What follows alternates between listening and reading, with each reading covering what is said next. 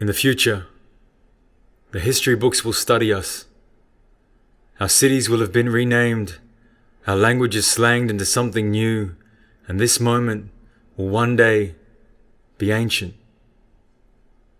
The future ancients dig theoretical trenches between settlement and invasion, shoot rifles at each other from across the plains and place prayers within the screaming bullets. They shroud their heads in mourning and afterwards line their soldiers up in cemeteries like voodoo dolls for God. The future ancients will be encased behind glass in museums. Greek ragtag squadrons with backpacks, gas masks and shards of Athenian columns for weapons will be installed in exhibitions of either terrorists or freedom fighters, depending on who it is that wins this time.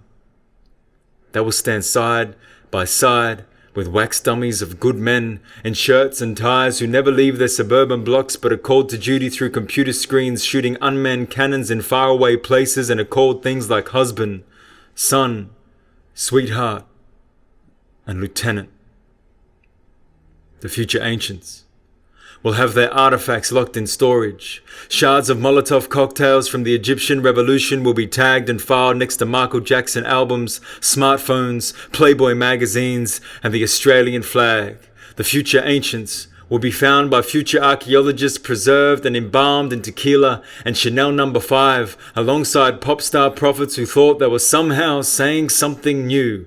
This time, they will find them praying to gods who believe in science, on a planet of do's and don'ts, of factions and fractions, of us's and them's and we's and whatevers and maybe nevers and never agains. The future ancients will be found in tombs of cheap liquor, in databases of tradition, on screens called culture, as relics of broken signals that will hardly be visited as bones but remembered in the symbology of pixel and paranoia.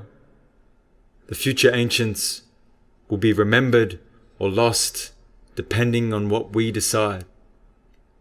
Since democracy has been paraphrased, sustainability called primitive, refugees criminalized by the first invaders, and indigenous cultures lined up side by suicide in prisons like voodoo dolls, for the future, the textbooks will study us. Our cities will have been renamed, our languages slanged into something new, and our stories will be the only link left between objects and their meanings.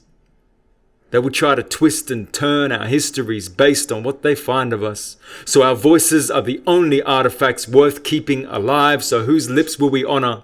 On whose tomb will we lay our tears? Those that risked everything to speak but spoke anyway. Those that gave meaning in the darkness. Those who not only spoke but gifted us a moment of silence in this madness so that we could learn to hear ourselves. Those thoughts are your artifacts. Your jewelry, jade, and bronze. And your words are your monuments, your stone and bone, Parthenon and Colosseum. Everything worth leaving behind. And silence is how we surrender. Speech is the architecture of fate. So are we pharaohs of fallacies, empresses of nothing? What will they engrave beneath our statues in the ancient future?